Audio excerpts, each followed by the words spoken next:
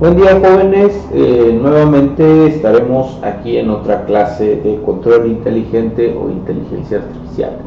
Bueno, como ya ustedes lo saben por protocolo, esta clase tiene que ver ya con un repaso, es la penúltima clase, entonces ya la siguiente tendríamos un examen para que prepararnos, y esta clase se trata de eso, ¿no? De repasar, de ver los conceptos que vendrán en el examen y pues aclarar ciertas dudas que tengan sobre el examen, ¿no? Entonces vamos a repasar los conceptos que vendrán en el examen y al final les dejo su actividad. Bueno, primero que nada vamos a ver los conceptos. El concepto de inteligencia. La materia se llama control inteligente, que tiene que ver con la inteligencia artificial. Entonces lo primero que es que crear lo que es la inteligencia es la aptitud de crear relaciones. A nosotros los humanos consideramos que una persona inteligente es aquella persona que sabe más cosas o que tiene más conocimiento de algo. Bueno, entonces la inteligencia no va por esa parte, a pesar de que sea muy obvio, sino que es crear relaciones, ir uniendo ciertos conceptos. Por ejemplo, resolver un problema que no tiene que ver con matemáticas específicamente, sino que tengas la capacidad de utilizar las herramientas que están dentro de tu mente y estas llevarlas a un proceso cognitivo, un proceso de pensar y de ir ideando soluciones, te llevan a ser inteligente. Entonces vamos a entrar a lo que es la inteligencia artificial.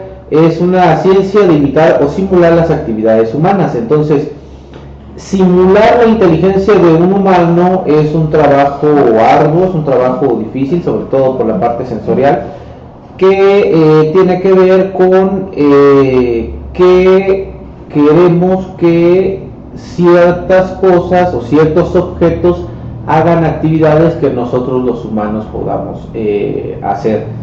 Entonces es una época, la estamos viviendo, de una revolución tecnológica muy impresionante, que pues ya queremos que cualquier cosa haga cosas inimaginables. Ustedes no son tan grandes, pero yo tampoco, pero si hay personas que pasan los 40 o los 50 años que les tocó mirar de repente solo la televisión con 5 canales, o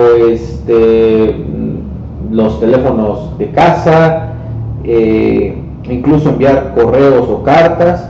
Y ahora ya nos encontramos en una época en donde el teléfono puede hacer el trabajo por ti, puede crearte un recordatorio, puede llevarte a un lugar al que quieras llegar. Existen los autos inteligentes que se pueden mover por sí solos, que en tu teléfono celular puedas controlar tus cuentas de banco, tus cuentas de correo. Bueno, al final de cuentas todo eso se puede procesar, y hay ciertas actividades que se les puede dar a estos objetos simulando que un humano más lo está haciendo, ¿sí? Bueno, para llegar a esa inteligencia artificial, con artificial nos referimos a esa parte en donde nosotros creamos la inteligencia. Los humanos crearon artificialmente, no es una inteligencia pura, sino que nace de las mismas instrucciones que un humano le ha dado a una computadora, ¿no? Entonces, para eso necesitamos la simulación sensorial, las habilidades humanas, tales como la vista, oído, habla y tacto. Entonces, la más común es la del tacto. Existen muchas empresas, muchas industrias que en sus procesos, por ejemplo, de fabricación, en su proceso de ensamblado, en su proceso de creación, en lugar de usar las manos humanas, pues se utilizan ya robots que son capaces de hacer lo que nosotros podemos hacer con las manos, pero recordando que un robot pues obviamente no va a pedir descanso, no va a necesitar de comida, únicamente requiere de energía eléctrica. Entonces supera en cuanto a las horas activas que podría estar un humano, incluso la velocidad. Quizás el humano es un poquito más artesanal y más preciso, pero la computadora o los robots son capaces de imitar cualquier movimiento. Hablar, ya ustedes saben que está el asistente de Google, está Alexa, Siri, Cortana por parte de Windows 10, que pues obviamente no es un robot el que nos está hablando, pero sí es una voz que está simulando o está interpretando un texto con el que podríamos platicar. Así como el oído y la vista, ustedes ya saben que pues todavía también existen sensores de el Face ID, donde puede reconocer pues si es un humano el que está enfrente de la computadora o si no es una persona, e incluso ya puede reconocer si qué humano es decir, es Eduardo Escalante, es Jair, es Laura, es Jirem, es Baldomero, es Francisco el que está parado aquí enfrente de la computadora. ¿Por qué? Porque se trata de encontrar una forma en que los sentidos humanos puedan ser interpretados por una computadora. Entonces ya se ha llegado a todo este tipo, pues increíblemente, ¿no? Bueno, de la inteligencia artificial nacen varias ramas. Una de ellas es la robótica, ya les había yo mencionado, que esta tiene que ver, pues, básicamente con el uso de robots, que trabajan a través de instrucciones de una computadora, pero son utilizadas para actividades específicas. Entonces la robótica en estos tiempos ya pues es algo tan sencillo que ya cualquiera de ustedes podría encontrar un curso sobre robótica y crear su propio robot. Obviamente ya todo viene como un poquito más fácil, pero existen sistemas tan complejos como el de los drones. Ahorita existen impresoras 3D, si alguno de ustedes los ha checado, que son capaces de imprimir pues objetos en tercera dimensión. Y eso es algo realmente bueno, increíble, porque nos puede dejar básicamente un gran aprendizaje en cuanto a lo que puede hacer una máquina, ¿no? Simplemente sustituyendo al humano. Por otra parte está las ramas de la inteligencia artificial, los lenguajes naturales. Lenguajes naturales tienen que ver con lo que les decía yo de Siri, Cortana, Alexa por parte de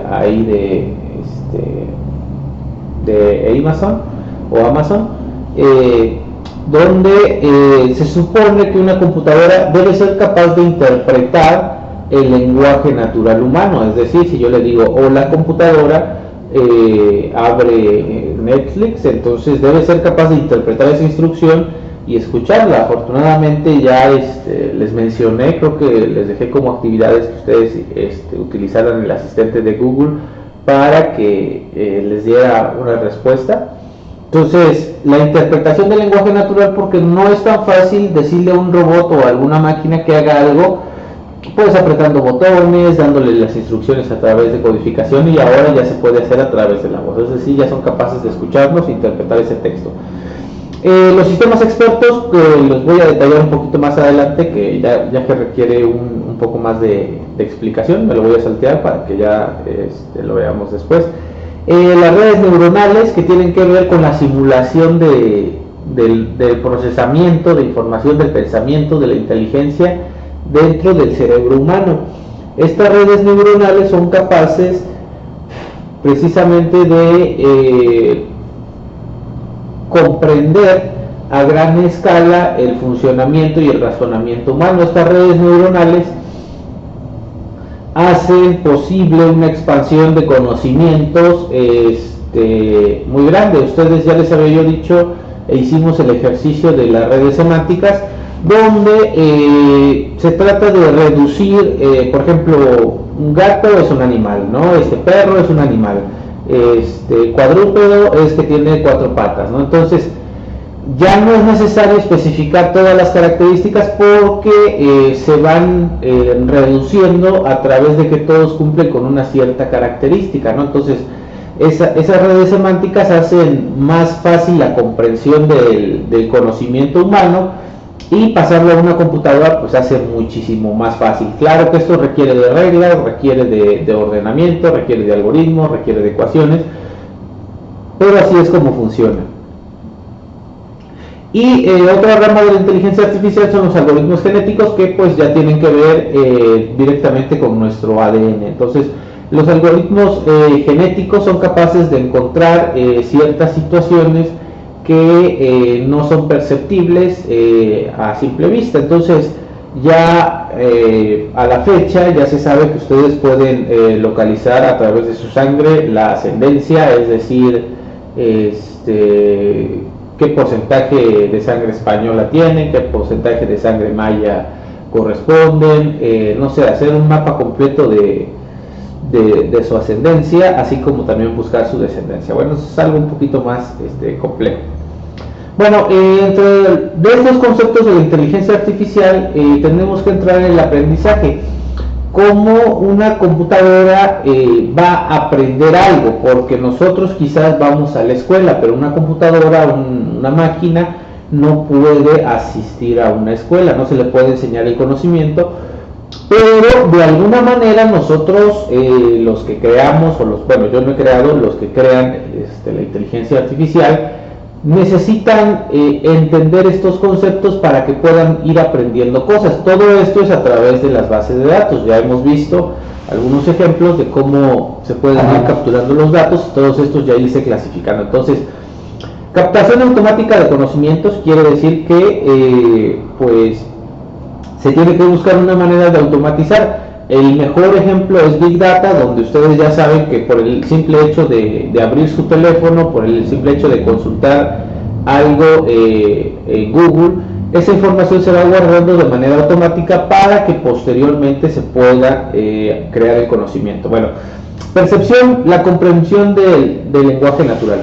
Para que una computadora pueda captar esto, aparte del aprendizaje, esto de las bases de datos, necesita la comprensión del lenguaje natural, es decir, de las palabras en las que se está hablando. El hecho que se pueda capturar un dato, se pueda registrar algo de información, no es suficiente, sino que se tiene que tener una percepción, ya sea, por ejemplo, de cámaras fotográficas a través de imágenes o videos, de micrófonos para escuchar sonidos, algún aparato para identificar olores, para identificar el tipo de material, sensores que puedan detectar el movimiento, sensores que puedan electromagnéticos que puedan detectar la radiación. Al final de cuentas se necesita pues entender el mundo natural y pasarlo a la computadora.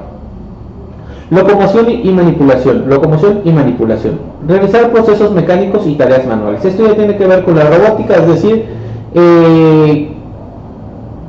a través de un proceso mecánico se puede ir enseñando, se puede ir manipulando un aparato, pero para esto también es necesario comprender cómo funciona y cómo se va a hacer un cierto movimiento, es decir, qué tanto tiene que trabajar algo, qué tanto lo tiene que hacer para que pueda llegar pues, precisamente a realizar procesos que imiten los movimientos humanos.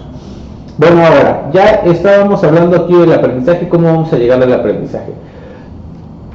Para llegar a un aprendizaje que una computadora puede decir que aprendió algo, primero tiene que pasar por el concepto de dato. Les repito el dato que ya les había yo explicado en base de datos, que tiene que ver con un número, un color, un nombre, un símbolo. Eso es un dato. Ya les había yo dicho que, por ejemplo, 7, central, centro.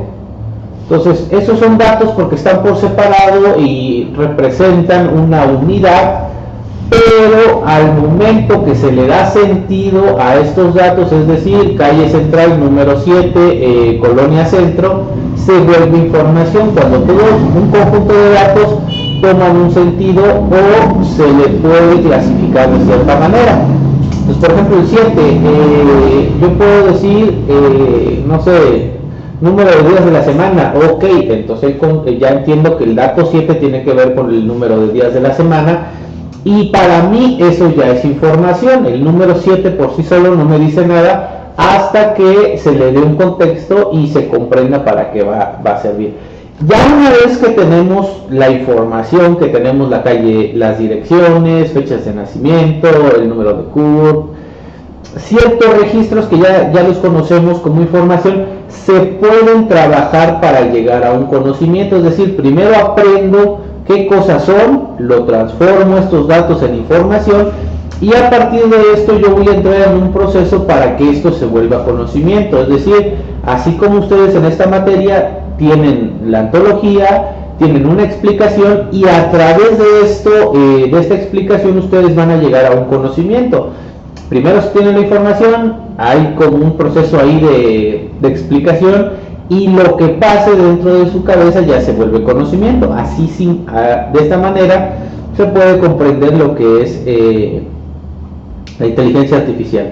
Entonces, uno de estos elementos que tienen que ver con el aprendizaje y el conocimiento son los sistemas expertos. ¿Por qué? Bueno, aquí están uno de los sistemas expertos, que en una clase los expliqué más o menos cómo funcionaba cada uno de ellos, pero estos trabajan a través de la memoria de largo plazo, la memoria de corto plazo y el razonamiento. La memoria de largo plazo es aquella que son todos los datos que se van guardando, es decir, mi abuelita se llama Isabel, mi tío se llama José, mi carro es de color negro, etcétera, etcétera. Entonces, este tipo de datos es la memoria a largo plazo. La memoria a corto plazo es aquello con lo que estoy trabajando en ese momento, es decir, que tengo la información al momento con la que se va a poder trabajar. Y para que pueda yo llegar a un razonamiento, bueno, el razonamiento ese es un proceso que parte de los sistemas expertos primero de una base de conocimientos, la memoria a largo plazo. Entonces, la memoria a largo plazo es toda la información con la que yo cuento, con los datos que han sido almacenados y guardados en algún lugar, y de ahí pasamos a la base de hechos. ¿Cuál es la base de hechos? A ver, yo comprendo que encender la estufa con un cerillo pone una llama de color azul. Ok, si yo toco esa llama con mi dedo, significa que me puedo quemar. Entonces ahí yo ya formé un hecho, ya tenía yo cómo encender la estufa, lo que es una llama azul, pero en el momento que yo me quemo, experimento un dolor y esto ya lo puedo guardar a través de una base de hechos. No es lo mismo la base de conocimientos sin que la base de hechos. Entonces, los hechos es aquello que se va interpretando y a lo que se le va dando un enfoque, un sentido, para que de ahí se entre en un procesamiento o en un mecanismo de diferencia que es un mecanismo de razonamiento.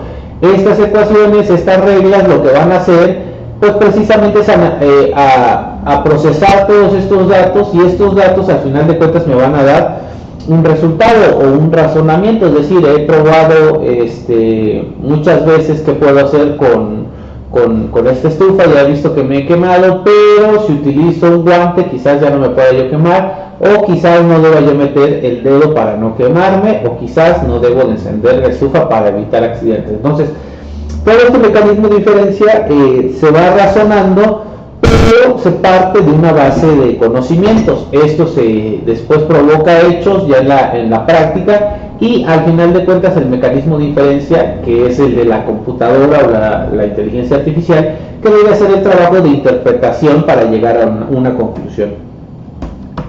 Estos mecanismos de diferencia existen tres tipos, que es encadenamiento hacia adelante. Es un método de diferencia el cual yo parto de cero, es decir, aquí está mi base de conocimientos, voy partiendo hacia los hechos y al final voy a llegar a una conclusión, es decir, voy encadenando los resultados y a partir de estos yo voy a obtener un resultado. Posteriormente existe el encadenamiento hacia atrás, que es el mismo proceso, pero voy a partir de una conclusión, es decir, voy hacia atrás. En un sentido más práctico, yo ya tengo la conclusión. A ver, aquí hubo una explosión en la estufa. Entonces, ya que hubo una explosión, voy a empezar a analizar todos los elementos que pueden llevar a que la estufa haya explotado. Entonces, ya tengo la conclusión y a partir de ahí me voy para atrás. Existen esos dos tipos de diferencia, una que va desde los hechos, desde la base de conocimientos hasta llegar a una conclusión, Y por otro lado, el encadenamiento hacia atrás es ir encadenando, ir hilando todo, pero a través de que yo ya tengo una conclusión. Es decir, a ver, aquí encontramos un lugar donde hay agua. Ahora queremos saber cómo llegamos a esta conclusión donde encontramos agua, ¿no? Entonces es un proceso en el que se va en retrospectiva. Y por último está la resolución de conflictos. Esta tiene que ver con un tablero, ya sea un tablero de ajedrez, el juego de gato que les mostré, y ya ustedes vieron qué tan difícil es llegar a involucrar inteligencia artificial a través de un tablero, lo cual lo hace un poquito, lo hace más sencillo, pero ya ustedes que saben lo que se trata, solo el juego de gato que tiene 9 posiciones. Imagínense el ajedrez que tiene 64 posiciones, o un juego de deportes donde pues las posibilidades son muchísimo más grandes. Bueno, pero ya se trabaja a través de resoluciones de conflictos y de otras reglas, ¿no? Entonces, su última actividad es hacer un mapa conceptual. En el área de recursos ustedes podrán encontrar la antología, ahí debe de estar, y todos estos conceptos los van a buscar ahí y van a hacer un mapa conceptual, el cual me tendrán que enviar. Les va a servir para repasar y tener todos sus argumentos ahí para estudio en el día del examen. Bueno, muchas gracias y nos vemos para el día del examen. Mucha suerte. Hasta luego.